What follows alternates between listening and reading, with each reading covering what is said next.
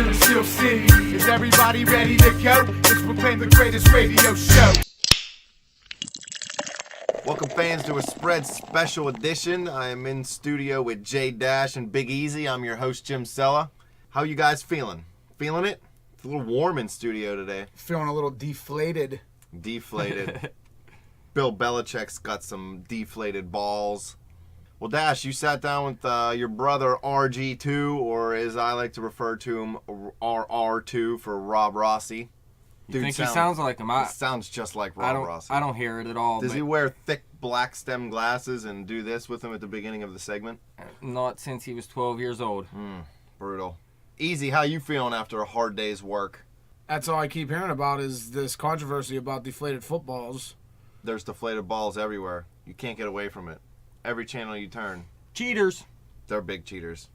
Well, Dash, you guys talk salary cap and free agency. What'd you get into? Pretty much got into it all. It was a 40-minute segment. We talked about where they're sitting now with their salary cap and where they can be if they make the cuts that we were talking about. Couple restructuring of contracts, not many, in some of the free agents that are out there. Well, I know the one thing, I don't think you guys mentioned it when I listened to the interview. Larry Fitzgerald may become available at some point during the offseason this year. And I know you guys were talking about you have a good plan on how the Steelers can clear up about $17 million in cap room for the upcoming season. Right. We have no slot receiver. I know Larry's probably not a true slot receiver through and through, but you know the guy can go in there and play the slot for a year or two if we could get him. It would be nice. And the Cardinals may be looking for salary cap relief their own way, so they may be getting rid of him. You could even trade for him. Trades in the NFL now are so weird. You get big-name players for 5th, 6th, 7th round picks. I'd like to bring him in, but like you said in other segments, we really got to focus on the defense. You better believe that. Maybe we should sign Darrelle Revis and the other 10 top corners on the free agent market. The problem on the offensive side to me, and we mention it in the segment you'll be hearing in a second here, is Todd Haley, and they already signed him, so there's nothing you can do on the offensive side to me. I'd really like to know why they signed him before the season, too. It was before the year, before we got all these stats and the offense did okay. That's ridiculous. He did nothing to warrant an extension before the year. Yeah. Garbage. I don't want to say he needs more trickery, but he just got to, I don't know, he got to open it up more. There's something there that it's just dull. He devises a game plan like a girl. I don't even think he devises a game plan. Probably not. He goes and plays golf and gets drunk and smashes hotel rooms. That's about all that dude does. Well, we're going to go ahead and play the segment for you. Hope you guys enjoy it. The Spread is going on the road tonight. This is our first recording outside of the official Spread studios. We'll have to see how it goes without host Jim Sella, but we're taking it to new heights. We're going to talk a little Steelers football with assistant coach of Carmichael's High School, RG2. You listened to our off-season outlook, correct? That is correct. Really love the Spread. You guys tell it like it is. Well, I don't know what you're listening to. But Well, anyways, what did you agree with on that segment? Well, the one thing I agreed with pretty much on every segment is Mike Mitchell is garbage. That he is. He's definitely garbage. I would have played Will Allen at free safety personally during the season. They said he was hurt for most of the season. Do you know what the injury was? Yeah, it was his groin, and supposedly he had surgery on it. My thing, even worse than the Mike Mitchell situation, is Mike Tomlin. How in the world do you give him an arrow pointing up? Yeah, I guess he played so bad there's nowhere else to go but up. But if your groin is hurt that bad and you're performing at a bad level, you mean to tell me Will Allen or who cares if Shamarko Thomas doesn't know what he's doing? Anybody, put Ross Ventrone in there. That's somebody what I say. That can run to the football, can tackle, can cover. I mean, nowadays in the NFL, and we're probably going to talk about this later, a safety has to cover now. I mean, it's a passing league. You know, very few teams run the ball. When you play New England, you got to stop their run and their pass. But most teams pass the ball. Mike Mitchell cannot cover. He was supposed to be this cover guy. And the sad thing is I actually went back and watched film when he played for Carolina. And it was exciting. He looked really good. and I don't know if it's, the LeBeau system. When you look at him, you never see him on the screen. He sets back 30 yards and plays free safety. It might be an adjustment there, but, even when he didn't play back there, he didn't play at all. Yeah, he was bad all season, and really, if it was because of the injury, well, you have to take him out. You can't just let him play with that injury if that's what made him that bad. And again, that's where you got to blame Mike Tomlin. I'm not a big Tomlin fan. When you look at his record, we're all spoiled. We're spoiled fans. Yeah. We win a lot. 11-5 season, we're complaining. But, Yeah. But it's the fact that They leave a lot to be desired. You're sticking up for a guy, and I don't know if he had a lot to do with the signing or what, but it says the arrow's pointing up for Mike Mitchell and kind of made an excuse like he played hurt. He probably just said that because we know he's going to be around next season, and you just don't want to say the guy's garbage like we would say here on the spread. And he has to be around. There's no way we could, we're already suffering from the Lamar Woodley effect. $8.5 million we're sucking up right now this year on his salary. And if we would do that with Mitchell, that would be another $6 million. Yeah, that you would can't have it. $14.5 million on people that don't even play for us anymore. So what did you disagree with? Probably everything I said. Somebody said draft better. I don't know if, when you look at the last 3 years, this year, I think Shazier's going to be a great linebacker. He's one of the few linebackers to play as a freshman, say, or as a rookie in the NFL in the LeBeau system. He played. Right. And we saw a lot of good things in preseason, and injuries was a real big effect. You got Stephon Tuitt starting. There was a second round guy. He's starting. He's going to be our starting defensive end. Des Bryant, thank you. Martavius Bryant, I thought the very last game, the playoff game, that was almost like, it's almost like his breakout game. And I know, people think breakout game, you got to put up big numbers, but just looking at it, he's getting confidence. His run after the catch, and he's starting to make that big playability on the 1-and-1 jump balls, which we've been looking for. So throw in Daniel McCullers, who I thought at times played well against the run, and he's only going to get better. And there might be some other guys that surprise us there. And then last year, Le'Veon Bell in the second round, and I'm going to dog on Jarvis Jones because he had 1 sack his rookie year as a first-round pick, and then I think this year he had 2. He doubled it. So next year we might as well expect the third year to have 3 sacks. That would be terrible. But how much longer does he have to suck, let's say, before they got to get rid of him? Because you can't just keep these guys around forever that just suck. Well, and I think this is a product of the LeBeau system, and I think Dick LeBeau has been a great defensive coordinator. No way would I ever. He's an icon for all Steeler Nation.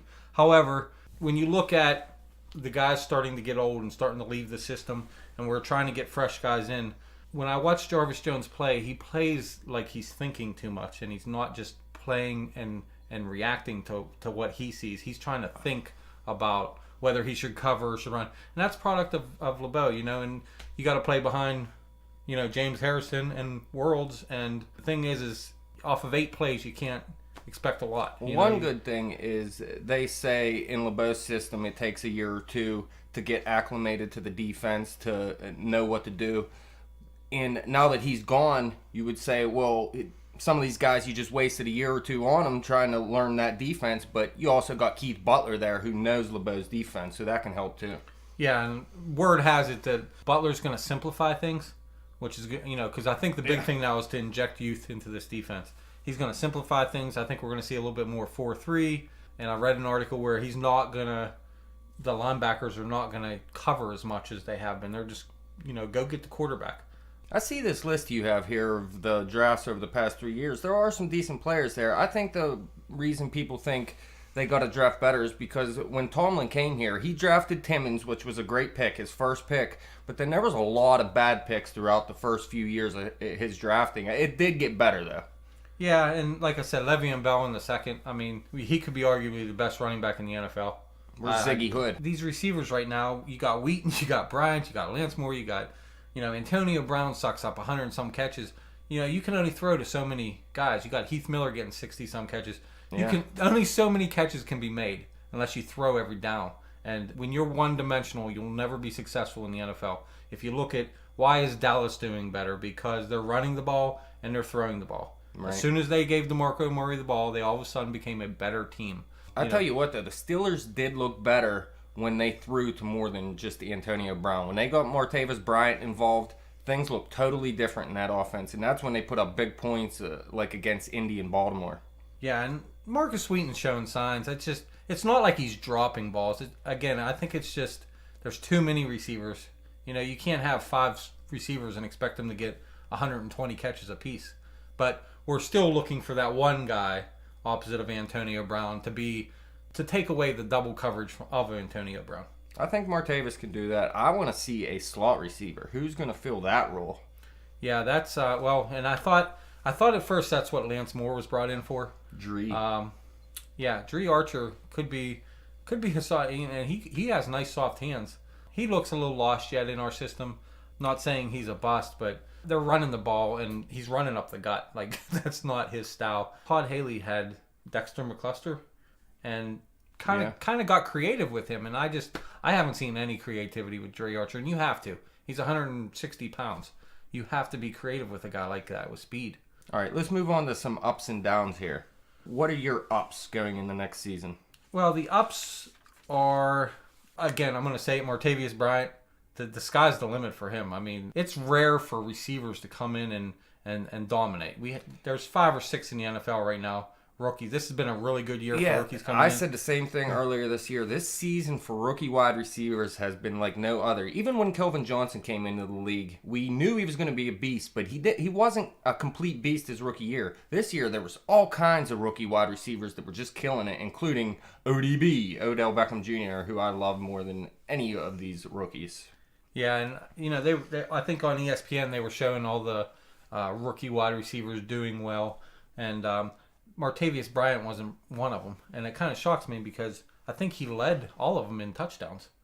Please believe. Well, I don't know if he outdid Odell Beckham. I think he had 10 or something. Yeah, then he didn't, but I think it was Martavius. But you got to remember, Martavis didn't even get any playing time until halfway through the season. Right, and again, of course, neither did ODB. And I think you got to like our offense right now. I mean, we have everybody returning. The problem, the one that I don't want to return is Todd Haley. I don't think he does the job. The Steelers scored less than 24 points a game on the offensive side. As a team, they scored closer to 28, but that a lot of that was defense this season. They scored a lot of points on the defensive side. I think with Le'Veon Bell, Big Ben, and Antonio Brown, you should be dominating on the offensive side. Especially with this offensive line we had. They had a great season. Yeah, and I can tell you, I'm not a Todd Haley fan. The playoff game, that was awful. That game plan was awful. Not only were you missing the number 1 running back in the NFL, and we've sat here and said this, and yeah, that's, you say you can make excuses, but he was 40% of our offense. So yeah. We're running on 60% efficiency, but the game plan was to run the ball. Seriously? Yeah. Like, you take away the best running back and your game plan is to run the ball? I'd have been throwing the ball and then mix in a run here and there. I mean, you have to run eventually, but their first couple plays were get the ball to our new weapon, Ben Tate. I don't hear anybody liking Todd Haley. I don't see what the Steelers see in him. Ben has players around him. That's what I'm saying. They got to put up close to 29 points a game on the offensive side. They need another touchdown per game. Todd Haley's getting credit for Ben making plays, dumping it to Le'Veon Bell and him running for 60-some yards on his own. I mean, exactly. That's big yardage. He's done it 4 or 5 times. He was on my fantasy football team, I know. The quick screens, they can be nice. We've seen it where it works, but yeah, it does work when you have Le'Veon Bell. We've seen it where it's garbage too. Where it's so predictable. You can see teams when you jumping have Ben Tate, and he can't find a way to get Dree Archer creative. And you watch New England in the playoff game. They start to struggle, and what they do, they called some trick plays. They had to open up an offense. It wasn't working. So Todd Haley, he called one trick play this season. I don't even know if he was the one that called it. It was the Antonio Brown touchdown pass in the red zone. That was a crazy call to begin with. But he's never called trick plays. He needs to. Mike Tomlin called that. Yeah, I believe it. Mike Tomlin called that, and that's And I don't hate Mike Tomlin. It's just some of the stuff that he does. Coming out sticking up for Mitchell and the LeBeau thing. Garbage. Yep. It's been weird. It's But moving on, Yeah, what else we got here? we talked about the offense, having all the returners. One thing is you're always going to get better as long as you're consistent. Every year you can't just keep replacing things. So I think The most important thing to me is keeping that offensive line together because I was very excited about how they played towards the end of the season. Outside of that playoff game, because everybody looked like garbage in that game. the next thing I think you guys talked about was a lot about the salary cap and who's free agents and so on. But I can tell you, and this doesn't sound good when you first hear it, that we are $4 million under the cap. But I can also tell you that in the last 7 years, this is the first time that we're under the cap. Yeah, usually we're 15 million over at this point. We got to make like 30 signings on our own team just to restructure contracts. Exactly. And, just looking at it, if you're $4 million under the cap and ultimately... And the great thing is we're going to have to re-sign Ben this season. That's going to help a lot. And that's huge. And yes, you have to re-sign him. This is a no-brainer. Yeah. There's only so many quarterbacks out there that are franchise quarterbacks. And he's one of them. Definitely a 5 or 6 year deal. But by extending him, you're actually saving money. Right now he's supposed to count $18+ million against the cap. Yeah. You extend him, you're going to save $5 million by extending his contract. So that gives us $9 million under the cap that's there. $9 If million that would under the happen. cap. And there's 3 players that I think I've identified that the Steelers need to part ways with. Cool. And it's not a lot of dead money. I see him over there. The middle one you got there, you have to get rid of. There's no choice. This dude is a bust. Everybody came into the season saying this guy was going to be a beast. He's right up there with Mike Mitchell as one of the worst signings I've seen in the Tomlin era. And that's Cam Thomas. Cam Thomas. And a lot of what we're talking about, I think a lot of these free agent signings, it's hard when you don't have money. How do you go out and get a big player? The Mike Mitchell deal is, it looks huge now, but it really wasn't like when you rank him in safeties, he's not really the highest paid safety. But Right. we definitely gave him way too much money without knowing. But we didn't have a lot of money. I wouldn't have minded giving him more money for less years. Now you're stuck with all those years. I hate it. Yeah, and Cam Thomas right now, you drop him, you're gonna save $2 million against the cap and $500,000 of dead money. That's something that I think needs to be done. So we were $9 million under the cap, $2 million by dropping Cam Thomas. Now we're $11 million under the cap. Then we have 2 other players. Love the beard, man. There he is, another legend for Steeler Nation. Love the beard, $1.5 million if you cut him. He could retire too.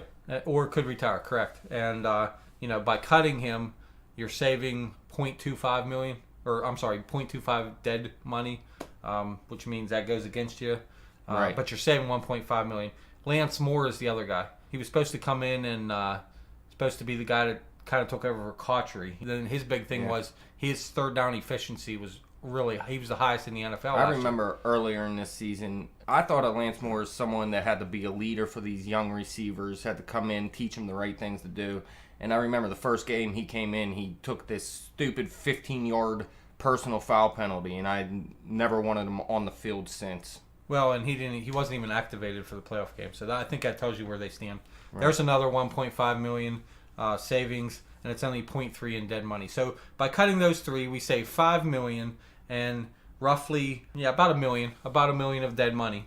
And you look at that and say, well, that's $1 million wasted, but we still have Woodley for $8.5 million on our cap, so I think $1 million won't be so bad off. Still, of 3 what's cuts. that leave us at? Well, that's $14 million almost. At that's that point? 5, and then 5 from Ben is 10, and $4 million under the cap. That's $14 million right now under the cap. We haven't even restructured contracts yet.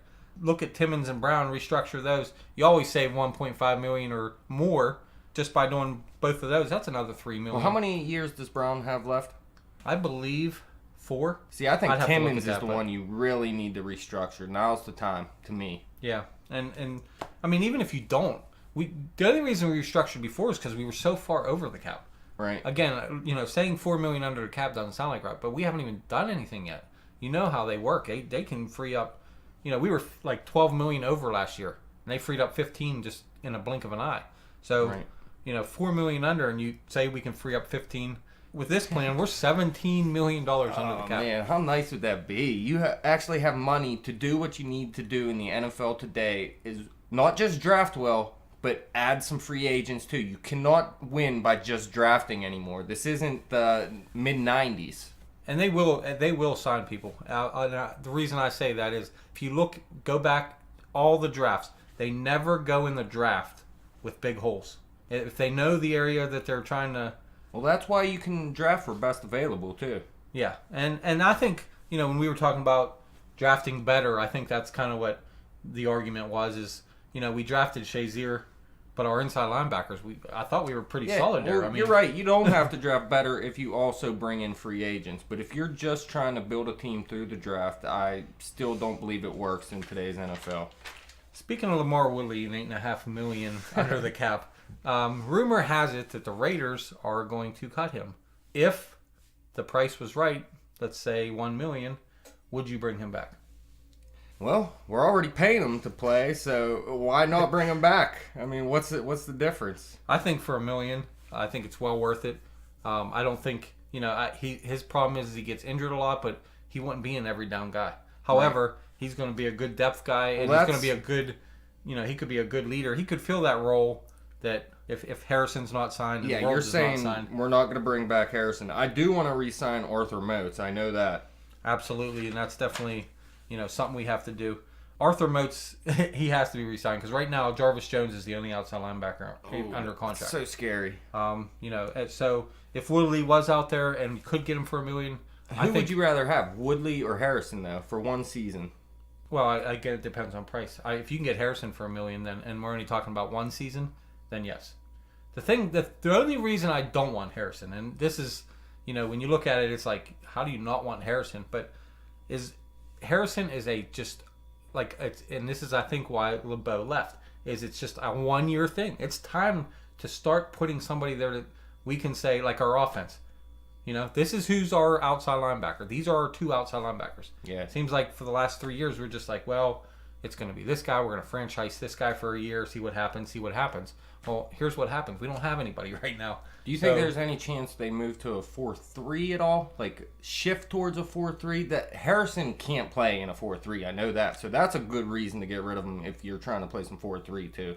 Yeah, and, nowadays in football, your base defense is... I don't even know why they even make that term anymore. Yeah. Back in you watch older games. Your base defense is a 3-4, but the other team's coming out in 5 wide every time. Yeah, and honestly, it's a strategy game because you're not allowed to sub unless they sub. Right. So if they come out in 5 wide and you're stuck in your base defense, you're screwed. You're screwed. Yep, you're screwed. You have to call a timeout or something. But from what I hear, everything I've been reading, to get pressure, he's going to go to a 4-3, have the ends down, and coming after quarterback. We do need to bring in some outside linebackers. I know that we're definitely not set right now. Well, and this is a great year because there's quite a few outside linebackers that, some are going to cost money and some I think we can get at a reasonable price. Jason Worlds, to me, garbage. Yeah, we paid him. What was the salary? $9 million. It was franchise tag $9.5 million, I believe it was. And he ended up with 7.5 sacks. Yeah. So if you can't even get a sack for every $1 million you make, goodbye. Cameron Hayward had as many sacks as him, and he's not even supposed to get the sacks. Some other guys though that could be good for our system. Akeem Ayers, I believe it's pronounced, from New England. Their defense is. I hate New England. Yeah, me too. That's why I love to pull their players. He's a guy that could be good. Brian Arakpo has been proven. He's probably going to be the most expensive outside linebacker. Parnell McPhee, I believe is his name, from Baltimore. That guy had 6.5 sacks, and he's the backup linebacker. Yeah. He's playing behind Terrell Suggs and Paul Kruger. Or not Paul Kruger, but he's the other guy that starts for Baltimore. I hate him so bad. Who cares? We don't follow Baltimore around here. But the guy I like, and I think you can get him at a good price. Too. Yeah, Jabal Sheard. I mean, the guy had his rookie year. I think he had somewhere 7 to 8 sacks. And he didn't play every down, but he was, he always pressuring the quarterback. I think he fell behind Barkevius Mingo, and I still think Jabal Sheard is better than Mingo. Mingo showed nothing, but I think because Cleveland, who, by the way, if you want to talk about bad drafts, they drafted Mingo, and they said, well, he's our first round pick, we got to play him. Jabal Sheard's falling behind there, and I think I think we can get him for a very good price. What's the chances that Cleveland drafts a quarterback this season? Oh, I say, I hope they go up in front of us and get those quarterbacks because Jameis Winston. that lets everybody. Well, we all know that Johnny Football is garbage, but do you think they are that stupid to go and draft another quarterback already? Well, Ohio State has 3 quarterbacks that could probably play. So wonder if what are the chances that we ought to go with what are the chances that Cleveland ends up in the long run drafting one of the 3 quarterbacks from Ohio State?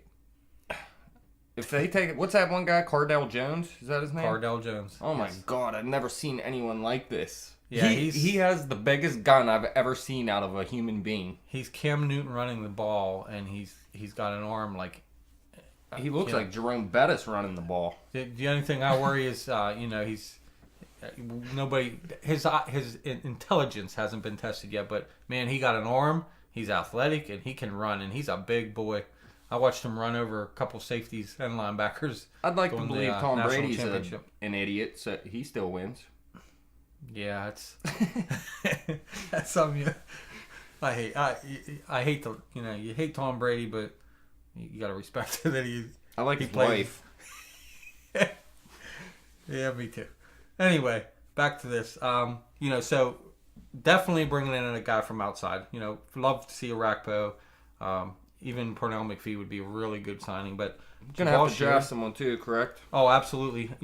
But before we move on, there's a couple young guys that we still have on this team and could be, and this is outside shots, but I will say that the guy last year, Howard Jones. I mean, the guy, he's strictly a pass rusher. He's not going to be a guy that can cover flats and learn the LeBeau system, but it's not LeBeau anymore.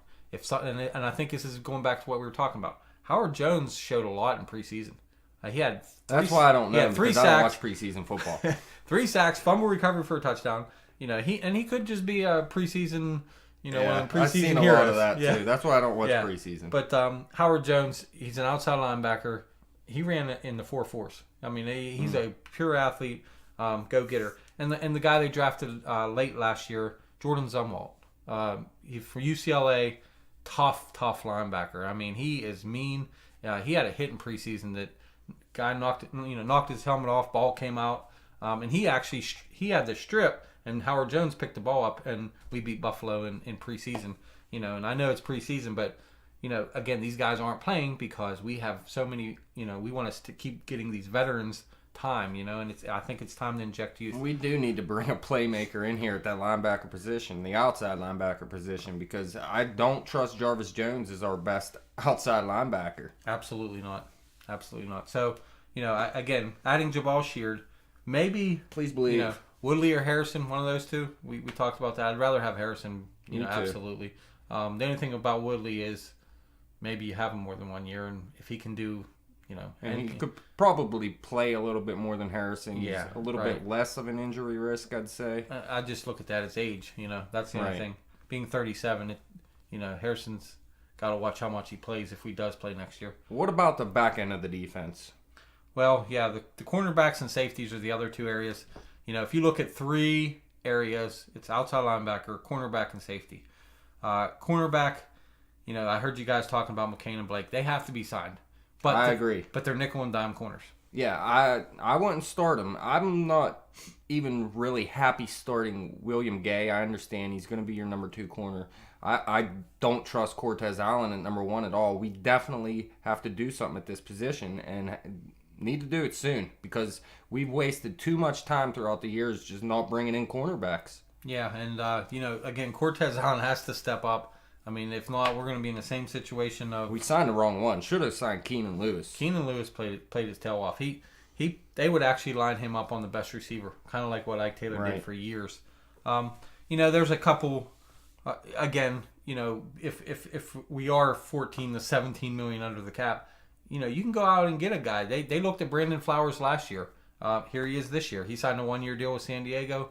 He's a free agent. Cromartie too. I like Cromartie. Yeah, Cromartie's a guy too that you're getting your money and you're going to get a player there. Now that Byron Maxwell from Seattle, I mean, he's opposite of Richard Sherman.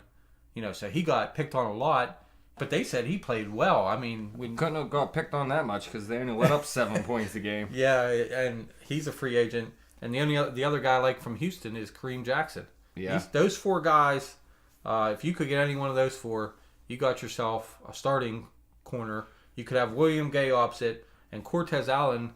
The salary is awful, but he could still step up and play a nickel role and possibly start over William Gay if he can prove. Because I'm like you, I like William Gay. You know, he's a good number 2 corner.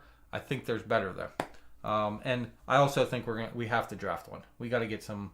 Yeah, I agree. You can sign McCain, you can sign Blake. You have Allen and Gay still. There's still room to make moves at the cornerback position to make the team better.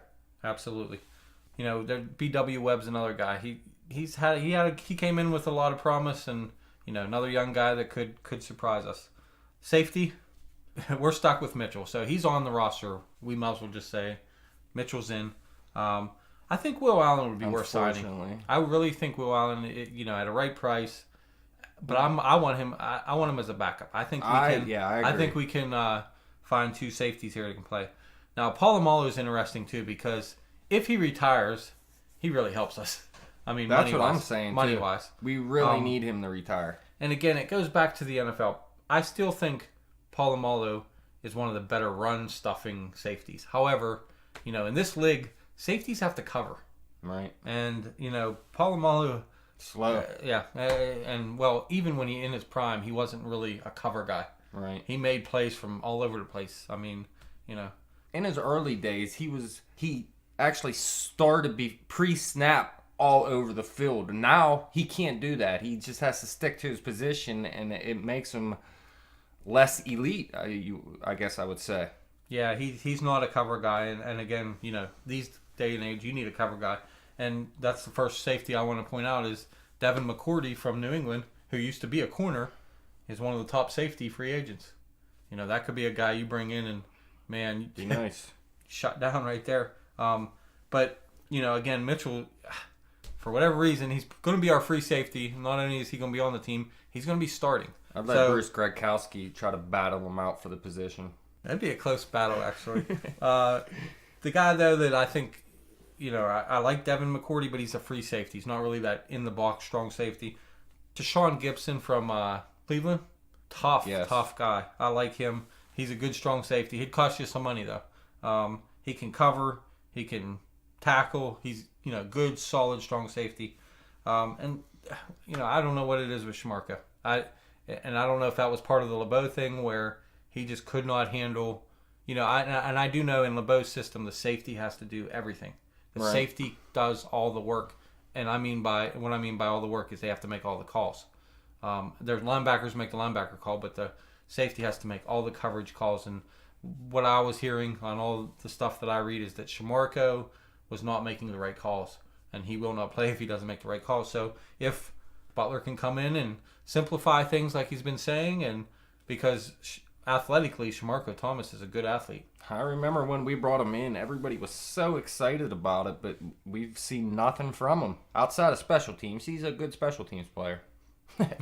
Yeah, and that's, we always got to have special team players, but again, people are clamoring to have Shamarko Thomas be our starter next year. They want to see what he can do, but I'm a little afraid of that right now, especially if Mike Mitchell is your other safety. That sounds very scary to me.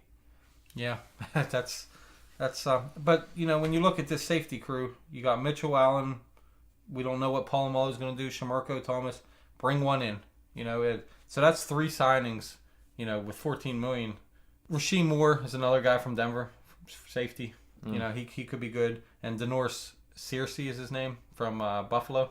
I don't even have to know these guys, and I know they'll be better than Mike Mitchell. Yeah, it can't be any worse. The one other safety that could come at a good price is from Kansas City. His name's Ron Parker. He's a good coverage guy, and I don't think you can have enough coverage guys. It's not like you always have to. Some teams don't bring corners in; they just leave their safeties in because they can cover. Right, and that helps. That helps with a lot of things too. One other corner that I think, again, talking about a good price, Chris Culliver from the 49ers. He's been pretty solid there. You're telling me they have $17 million to spend, and you're talking about good. I don't want to see good prices. I want to see elite football players. Well, and absolutely right. And problem is they we'll have to see a lot of 1-year deals left, so we might see some extensions too. And I think this would be the year to do it. A couple other free agent targets I believe the Steelers will go after. We're going to talk about offense for 1 second here. I like Rob Hausler from Arizona. He's a tight end. He came in, real good blocking tight end. Has a lot of hype as a catcher. Just for some reason, the Bruce Arians offense, tight ends like to block. Right. Heath Miller wasn't a huge part of the Bruce Arians offense. Right. He was a blocker first, and that's where Rob Hausler stuck. He had, in college, he was like pass catching tight end. They're converting him to a blocker. I think at the right price, he would be real good. And George Wilson, strong safety from Tennessee, another guy that I think, could come in and he'd be your starter day one. Well, and again, he must be the best player on the team then, because Tennessee is garbage. and that's about it for our free agents and so on. We need to talk about draft players. The only thing I do want to say is that Steelers just signed from the CFL. It's just in the Canadian Football League. Sean Lemon was his name. He's 6'3", 251 pounds. He's an outside linebacker. Had 13 sacks, 8 forced fumbles, and he actually set some records up there. And he got whatever the linebacker of the year award is for Canadian Football League. I have no clue. The A award. Anyway, Sean Lemon's been signed. Again, you just never know. Steelers are always known for finding players that were not drafted. James Harrison came out of nowhere. I know that. He sure did. But you know how many years he sat to learn that defense?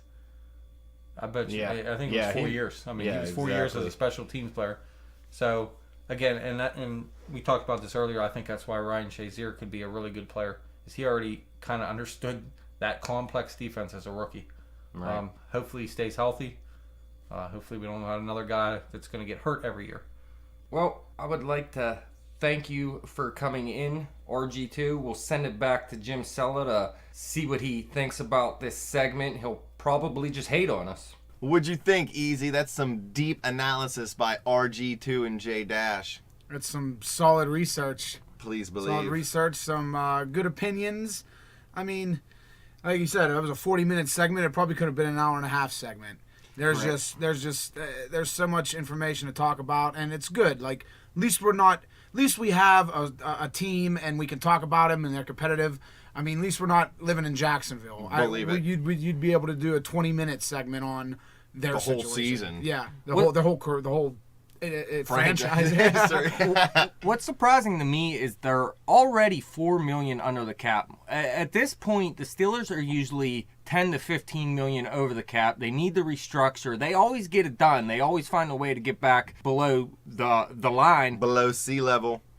Yeah, but now they actually have money before even restructuring.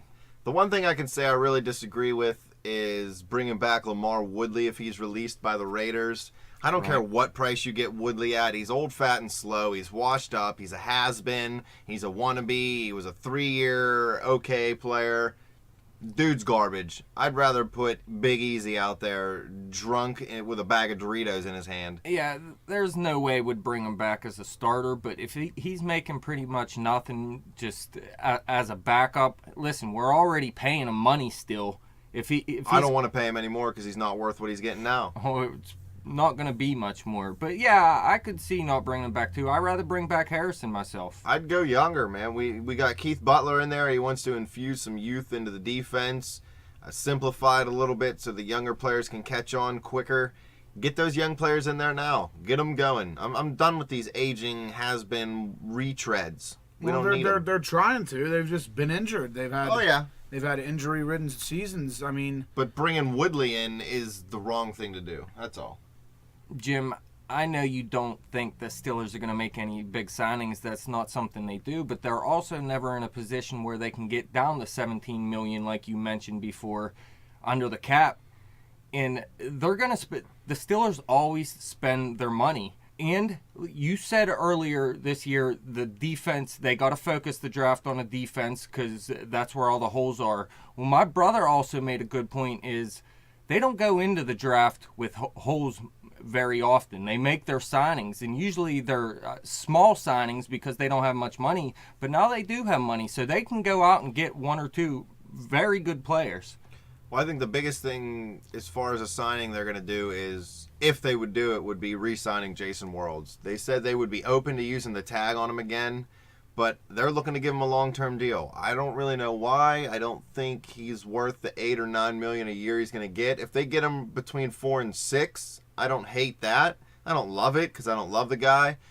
But I think that'll probably be the biggest contract you see handed out. Another thing the Steelers do is they generally give in-house contracts that are big if they do give out a big one. It's not necessarily usually to a free agent, but you're right. Going into the draft, they almost always try to fill in their holes with mid-level free agents, mid to lower upper level, I guess. Well, and then they might have one hole or so to try to fill with who the on the draft. team isn't making much money right now that's going to cost more money if we sign them right now that you do want to sign? It's tough to say. They really got what they need locked down right now. Anybody they are going to sign long time like Ben, that's just going to open up space for him. I don't think it was always necessarily... Obviously, if you don't have the money, you can't spend it. So that was the biggest reason why they didn't go out and get big-name free agents. But the Steelers just don't believe in overpaying players, and they see things as if the organization that had them before wasn't willing to give them that kind of money, why would they be willing to do it? Right. It's not always as simple as that, though. Like he was mentioning about Sheard, is he may actually be the better linebacker out there, but they used their first-round pick on a linebacker and started him over him, and I like my brother, believe that Jabal Sheard is actually the better player. You could bring him in. He's not going to be completely too expensive for the Steelers. Even if you do sign Worlds, you don't have to get Sheard. It could be a corner or a safety or something on the defensive side. But even if you do sign Worlds, there's still going to be $10 million to spend. The money will be there. I just think they're not going to be the team that goes after that big fish. They're not going to give out one of the top 5 to 10 big I don't contracts see that in the either. offseason. But there's a lot of good players out there on the defensive side and free agency this year, and I was pretty surprised to see some of the names. I could see them bringing in Patrick Robinson, something like that, maybe even a Cromartie. Do you think the heavy criticism on the signing of Mitchell is going to deflect or shy them away from making another type of move like that, though? No. Since they got so much criticism and that didn't pan out, you think that they would... For some reason, they're still high on that guy. Yeah. I don't think the Steelers let the fans and the media affect the way they do business. They're hearing it, and they're definitely talking about it, but they're not going to let that affect who they're going to sign or who they're going to bring in. The Steelers definitely need another running back to complement Bell. Yeah, I think they might. They're not going to. As far as the wide receiver position goes, that's the one position I think you don't have to worry about too much in free agency. They're pretty good at finding those later rounds, and we only need depth there. I like Wheaton, Bryant, and Brown. They could be better, and they could add somebody that's a little better in the slot because none of them are a true slot guy, and that could come, in the 3rd, 4th, 5th round. But more free agents are going to come about as teams have to clear cap room, too. So just the guys that you guys were talking about aren't even going to be the ones that are only available. Correct. So, a bombshell could drop, and some of these bigger name guys could, and the Steelers may be able to get somebody, who couldn't get their big contract. Look at veterans not getting these long-term deals anymore, especially at the running back position. They're taking 1 year, $5 million instead of 4 years, $28 million because teams don't want to be locked into that long-term contract. They're willing to do it 1 year, and if we have $17 million, let's take a chance on somebody big time if we only have to pay him for 1 year. I'm going to go out on a limb, and I'm going to say the Steelers are going to make a signing this year that is going to get all of us excited, and it's going to be on the defensive side. We were talking a little offense, as you heard. We mentioned that Rob Hausler playing tight end. That's someone you might like, Jim, because he's a good blocker. I know you wanted someone other than just Heath Miller. You're not sold on Spaeth being our number 2 tight end. You want someone else in here. Hausler wasn't used much in that Arizona offense as a pass catcher, but in college he was good at it, so he might be able to come in and play a pretty nice role in this offense. Yeah, he's a big body. He's already good at the run blocking, which is something that the number 2 guy is really responsible for. We barely throw to Heath. I don't want to say barely throw to Heath, but we don't throw a lot to Heath, so we're really not going to throw a lot to number 2. But if he is good at pass catching and he is good at blocking, bring him in, let him play a year or two behind Heath, kind of see how he does things and the way the tight end position works in our offense, and he'd definitely be a good guy to step up and take over for Heath after this upcoming season or the year after when he's done. I don't know. I'm just excited to see what happens. That they've never been in this position where they have money. I want to see what they do with it. They got to do something with it. They always go into the season pretty much right at the line. Please believe. This year they got cap room. Let's hope they make a splash. This team isn't that far away from being an elite team in the AFC. You tune this defense up, the offense is ready to go. Besides Todd Haley. You're beat. Garbage. That wraps up the special edition spread segment for the week. I want to thank you fans for listening. Thank you guys for coming in studio. You can follow us on Twitter at bet_the_spread. Like us on Facebook. Subscribe to that YouTube channel. Somebody gave us a thumbs down the other day. I guess at least you listened.